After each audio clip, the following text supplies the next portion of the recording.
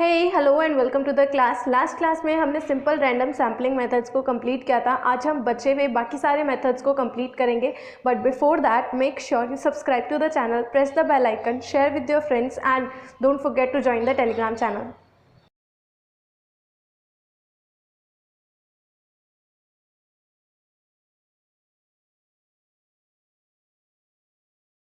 अब हम बात करते हैं सिस्टमैटिक सैम्पलिंग की।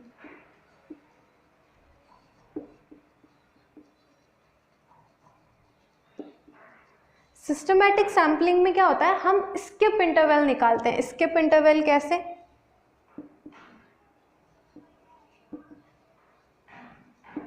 स्किप इंटरवल कैसे निकालते हैं? Population size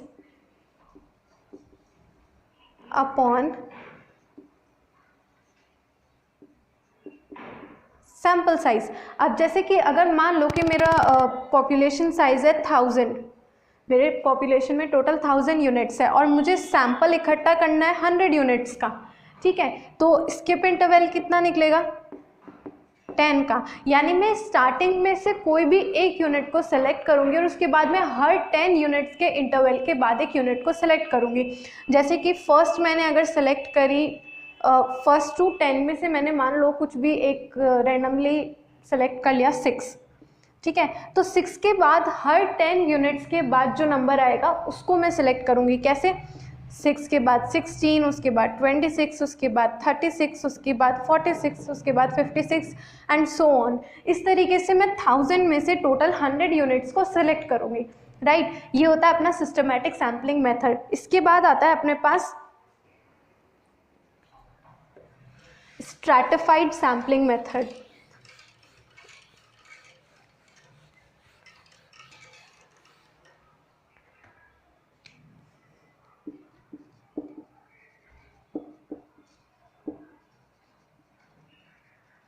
stratified sampling method, इसको बहुत ध्यान से समझना। स्ट्रैटिफाइड सैम्पलिंग मेथड में क्या होता है कि हम स्ट्रेटास बनाते हैं। क्या बनाते हैं?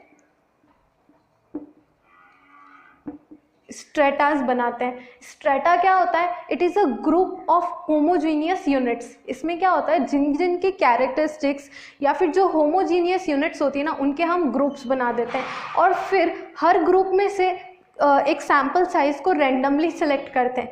जैसे कि मान लो आप एक चॉकलेट शॉप पे गए हो, ठीक है। वहाँ पे आपके पास आपके सामने बहुत सारी चॉकलेट्स रखी हुई है,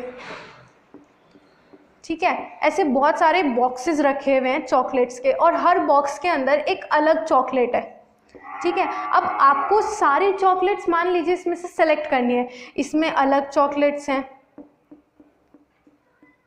और इसमें अलग चॉकलेट्स हैं, इसमें अलग चॉकलेट्स हैं, इसमें अलग चॉकलेट्स हैं,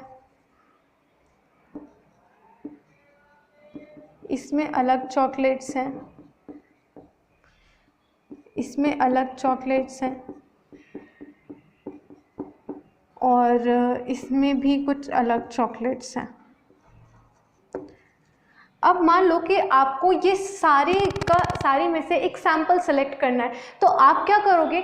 आप अपने पहले सैंपल साइज सेलेक्ट करोगे कि आपको टोटल सैंपल साइज कितना चाहिए और आप हर ग्रुप में से एक उस पर्टिकुलर सैंपल को सेलेक्ट करोगे। जैसे मान लो कि मुझे टोटल ये कितने हैं, 8 हैं, राइट। और मुझे मान लो 16 यूनिट्स का सैंपल चाहिए, तो मैं क्या करूँगी, इसमें से हर ग्रुप में से 2-2 यूनिट्स को सेलेक्ट करूँगी। तो ये क्या होगा, मेरा रैंडम सैम्पलिंग भी होगी और इससे मेरे सैंपल के अंदर पूरी पॉपुलेशन की कैरेक्टरिस्टिक्स भी होगी। ये जो अलग अलग ग्रुप्स बने हुए होते हैं ना, जिनकी होमोजीनियस कैरेक्टरिस्टिक्स होती है, इनको हम बोलते हैं स्ट्रेटास, ठीक है।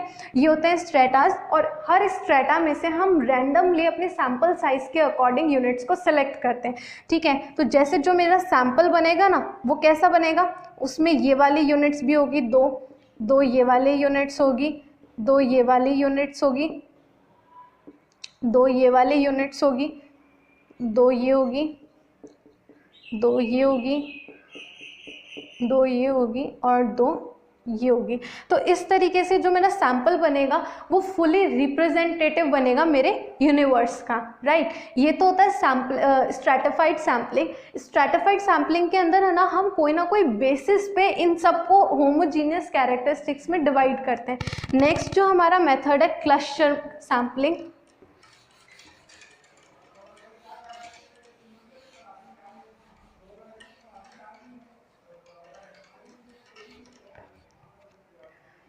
नेक्स्ट है हमारे पास क्लस्टर सैम्पलिंग मेथड। क्लस्टर में क्या होता है, क्लस्टर में भी हम जो भी पॉपुलेशन होती है ना उसको स्मॉल ग्रुप्स में डिवाइड करते हैं, लेकिन वो होमोजीनियस कैरेक्टरिस्टिक्स के बेसिस पे नहीं होते, वो कोई ना कोई नेचुरल क्राइटेरिया होता है। जैसे आप लोकेशन के बेसिस पे कर सकते हो। फॉर एग्जांपल जैसे आपने सबसे पहले कंट्री को डिवाइड किया स्टेट्स में, ठीक है, फिर आपने स्टेट्स को डिवाइड किया डिस्ट्रिक्ट्स में, फिर आपने डिस्ट्रिक्ट्स को डिवाइड किया टाउन्स में या सिटीज़ में, और फिर आप रैंडमली किसी सिटी या टाउन को सेलेक्ट कर लेते हो। इसमें क्या होता है, ये आपने क्या बनाया, इसमें क्लस्टर्स बनाए, ठीक है। अब लास्ट में क्या होता है, इसमें आप पूरा को पूरा क्लस्टर सेलेक्ट कर लेते हो। आप ऐसा नहीं करते कि मैंने पहले जैसे कंट्री को बहुत सारे स्टेट्स में डिवाइड कर दिया, ठीक है, मान लो यहाँ पे मेरे पास बहुत सारे स्टेट्स में मैंने इसको डिवाइड कर दिया, 4 स्टेट्स में मैंने इसको डिवाइड किया। अब मैंने हर स्टेट को डिस्ट्रिक्ट में डिवाइड किया होगा, राइट, और फिर हर डिस्ट्रिक्ट को मैंने उसकी सिटीज़ में डिवाइड किया होगा। अब ऐसा नहीं करते जैसा अपन ने स्ट्रैटिफाइड में किया था कि अपन ने हर ग्रुप में से सैंपल सेलेक्ट किया था। यहाँ पे हम पूरा का पूरा ग्रुप सेलेक्ट कर लेते हैं। जैसे कि इसको मान लो मैंने 4 सिटीज़ में डिवाइड किया, इसको मैंने 5 सिटीज़ में डिवाइड किया, इसको मैंने 3 सिटीज़ में किया, इसको मैंने 2 सिटीज़ में किया। तो अब ये जो सिटीज़ होगी ना, इनमें से पूरी की पूरी ग्रुप को ले लूँगी। मल्टीपल स्टेज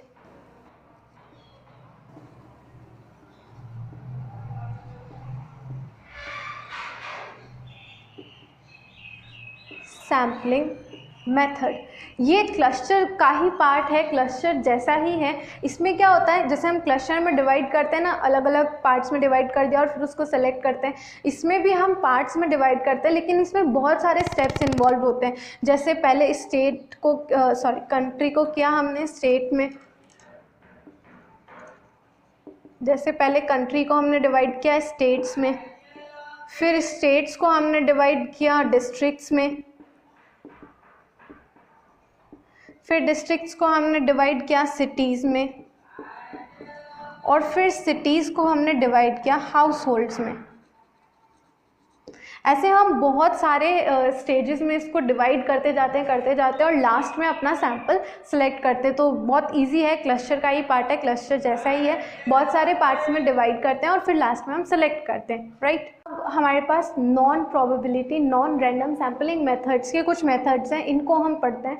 सबसे पहले है purposive sampling method. Purposive sampling method में क्या होता है कि हम अपने पर्पस के अकॉर्डिंग सेलेक्ट करते हैं। इसमें क्या होता है कि हम बहुत सारे फिल्टर्स लगा देते हैं, एक तरीके से कह सकते हैं कि बहुत सारी शर्तें रख देते हैं, और जो यूनिट उन सारी शर्तों को पूरा कर पाती है सिर्फ उन्हीं को सेलेक्ट करते हैं, वो हमारे पर्पस को फुलफ़िल करते हैं। जैसे मैंने मान लो कोई स्पेशल पर्पस से मैं कोई इन्वेस्टिगेशन कर रही हूँ, तो एटलीस्ट उसमें वो कैरेक्टरिस्टिक्स होनी चाहिए मेरे सैंपल में, तभी मैं उसको सेलेक्ट करती हूँ। सेकंड आता है कन्वीनियंस सैम्पलिंग। कन्वीनियंस हमारे लिए सबसे ज़्यादा आसान होता है करना, क्योंकि हम उसी को अप्रोच करते हैं जिसके पास हम कन्वीनियंटली पहुँच सकते हैं। जैसे कि अगर मुझे कोई ऐसा ही डेटा चाहिए जो मुझे मेरे आसपास से मिल जाएगा, तो मैं बहुत दूर तक जाने का सोचूंगी ही नहीं, अप्रोच ही नहीं करूंगी। जो मुझे मेरे आसपास मिल जाएगा मैं सिर्फ उससे डेटा कलेक्ट कर लूँगी, यानी जो मेरे लिए सबसे कन्वीनियंट होगा मैं वहाँ से डेटा को सेलेक्ट कर लूँगी। इसका एग्जाम्पल होता है जैसे कि हम टेलीफोन डायरेक्टरीज होती है वहाँ से डेटा को कलेक्ट कर सकते हैं, या फिर लिंक्डइन, फेसबुक, ऐसी जो वेबसाइट्स वगैरह होती है जहाँ पे हमें पहले से डेटा मिल जाता है, पहले से अपलोडेड डेटा होता है, वहाँ से हम सेलेक्ट कर लेते हैं क्योंकि वो सबसे ज़्यादा कन्वीनियंट है सेलेक्ट करने के लिए।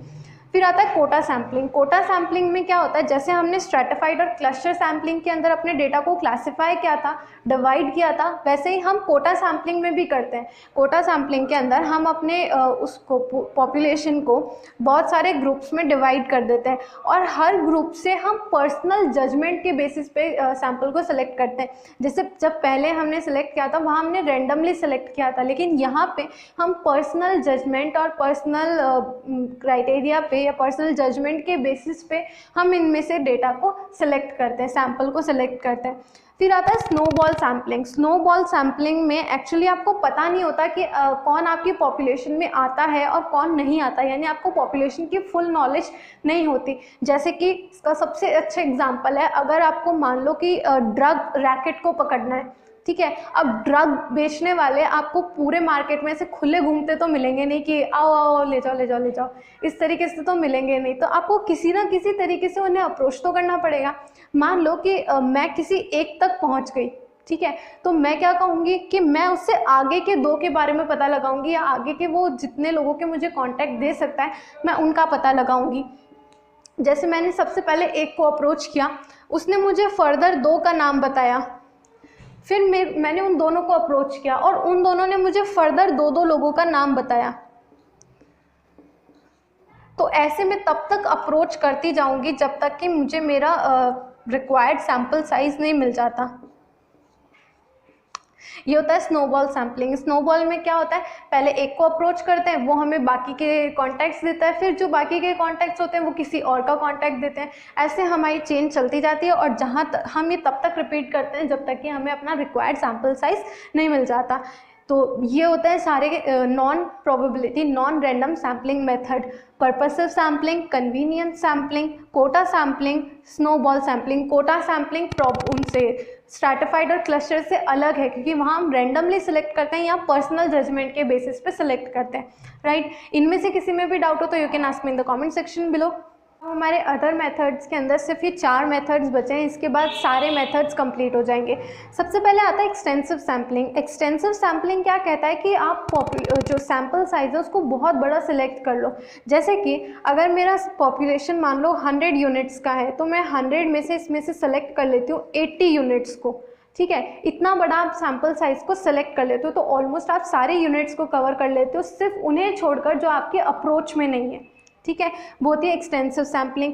फिर आती है एरिया सैम्पलिंग। ये मल्टीपल स्टेज सैम्पलिंग जैसा ही होता है, इसमें आप जो यूनिट्स को क्लासिफाई करते हो, पॉपुलेशन को डिवाइड करते हो, तो जिस एरिया में से आप डेटा को सिलेक्ट करने वाले हो, सैम्पल को सिलेक्ट करने वाले हो, वो कहलाता है आपका सैम्पलिंग यूनिट। और जिन यूनिट से आप एक्चुअल में डेटा कलेक्ट करते हो वो कहलाती है आपकी एलिमेंट्री यूनिट्स।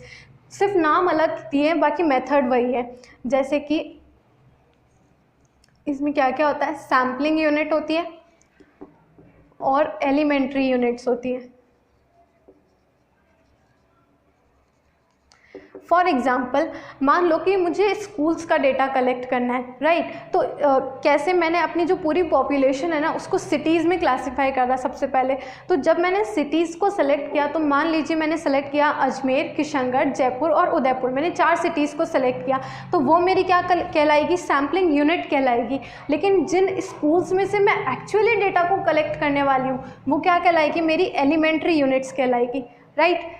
थर्ड मेथड आता है सीक्वेंशियल सैम्पलिंग। सीक्वेंशियल सैम्पलिंग होती है कि आप एरर डिटेक्शन के लिए या फिर क्वालिटी कंट्रोल के लिए आप फैक्ट्रीज़ और ऐसी जगहों पे यूज़ करते हो। फॉर एग्जांपल मान लीजिए कि कोई प्रोडक्ट बन रहा है, सोप है, मान लीजिए कि सोप की कंपनी है, ठीक है, इस तरीके से वहाँ बहुत सारे सोप बनते जा रहे हैं। अब कई बार ऐसा होता है कि कोई ना कोई पैकेट खाली रह जाता है, ठीक है, मान लीजिए कि मशीन में कोई गड़बड़ है या कुछ भी है, मुझे क्वालिटी कंट्रोल देखना है यानी इसकी क्वालिटी चेक करनी है। तो कई बार ऐसा होता है कि सोप सिर्फ पैकेट पैक हो जाता है, उसके अंदर प्रोडक्ट नहीं होता, ठीक है। अगर मुझे ये चेक करना है तो मैं क्या करूँगी, इसमें से एक सैंपल सेलेक्ट करूँगी और उसके लिए मैं क्राइटेरिया डिसाइड करूँगी कि अगर मेरे लॉट में 1000 के लॉट में अगर 10 यूनिट्स ख़राब निकल जाती है तो मैं उसे अप्रूव कर दूँगी। हम इसके लिए अप्रूवल और रिजेक्शन का क्राइटेरिया पहले से डिसाइड रखते हैं। फॉर एग्जांपल जैसे मैंने बोला कि अगर हमने 1000 यूनिट सेलेक्ट किए, अगर उस 1000 में से मेरी 10 यूनिट्स तक ख़राब निकलती है तो मैं उसे अप्रूव कर दूंगी, लेकिन अगर 10 से ज़्यादा यूनिट्स ख़राब निकलती है तो वो मैं बैच को या उस लॉट को रिजेक्ट कर दूंगी। ठीक है, हम ये एक्सेप्टेंस और रिजेक्शन के लिए यूज़ करते हैं। जैसे आपने यहाँ पे सोप में देखा, अगर इस सोप की मैं 1000 यूनिट्स निकालती हूँ और 1000 में से 8 यूनिट्स ख़राब निकल जाती है, यानी उनके अंदर सोप है ही नहीं, सिर्फ पैकेट पैक हुआ है। ठीक है, तो मैं उस लॉट को अप्रूवल दे दूंगी। लेकिन अगर उसमें से 12 यूनिट्स ख़राब निकल जाती है 1000 में से, तो मैं उस जो लॉट है या जो पैकेट है उसको रिजेक्ट कर दूंगी। ठीक है, तो ये क्वालिटी कंट्रोल के लिए यूज़ होता है। फोर्थ आता है सेल्फ सेलेक्टेड सैम्पलिंग मेथड। इसके अंदर जो इन्वेस्टिगेटर होता है ना, वो सेलेक्ट नहीं करता, बल्कि आगे होके सैंपल खुद जाता है, यानी कि पॉपुलेशन में यूनिट्स खुद जाती है खुद को सेलेक्ट करवाने। फॉर एग्जांपल, आपने कभी ना कभी ज़रूर देखा होगा किसी सर्वे का, या इस तरीके से आपके मोबाइल में नोटिफिकेशन आता है, या कभी कभी ईमेल पे भी नोटिफिकेशन आता है। वहाँ पे आपको कहते हैं कि प्लीज़ ज्वाइन दिस सर्वे, हम एक रिपोर्ट तैयार कर रहे हैं जिसके लिए हमें आपकी राय की ज़रूरत है, या इस तरीके से आपने कोई ना कोई पॉपअप एडवर्टाइजमेंट ज़रूर देखा होगा। तो उसमें से क्या होता है, कुछ लोग उसे इग्नोर कर देते हैं और कुछ लोग उसे फिल कर देते हैं। तो जो लोग उसे फिल कर रहे हैं वो आगे होके खुद उसमें हिस्सा ले रहे हैं। ठीक है, और जो लोग उसे रिजेक्ट कर रहे हैं वो तो वैसे ही सैंपल से बाहर हो गए, राइट। तो सेल्फ सेलेक्टेड सैम्पलिंग क्या होती है, जहाँ पे जो पॉपुलेशन की यूनिट है वो खुद को सेलेक्ट करवाती है। इन्वेस्टिगेटर अपनी चॉइस से सेलेक्ट नहीं करता, पॉपुलेशन में से यूनिट खुद को सेलेक्ट करवाती है। यानी कि जो एडवर्टाइजमेंट को या जो सर्वे को कंप्लीट करेगा वही उसमें सेलेक्ट होगा, राइट, उसी का सर्वे उसमें से जाएगा। तो ये होते हैं सेल्फ सेलेक्टेड सैम्पलिंग, राइट। तो अपने सारे सैम्पलिंग मेथड्स कंप्लीट हो चुके हैं। इसके बाद चैप्टर में बस थोड़े बहुत 2-3 छोटे मोटे से टॉपिक बचे, वो हम कल की क्लास में कंप्लीट कर लेंगे। उसके बाद ये चैप्टर कंप्लीट। ये चैप्टर कंप्लीट होने के बाद हम इसका एक क्विक रिवीजन करेंगे, बट उससे पहले मेक श्योर आपने कोई वीडियो मिस ना किया हो। अगर कोई वीडियो मिस हो गया है तो अब जाके देख लो, उसको प्लेलिस्ट अवेलेबल है तो उसमें से आप चेक कर सकते हो कौन सा वीडियो मिस हुआ है, उसको जाके देख लो। कल अपना चैप्टर कंप्लीट हो जाएगा। Till then stay healthy, stay happy and don't forget to subscribe the channel, press the bell icon, share with your friends and join the Telegram channel.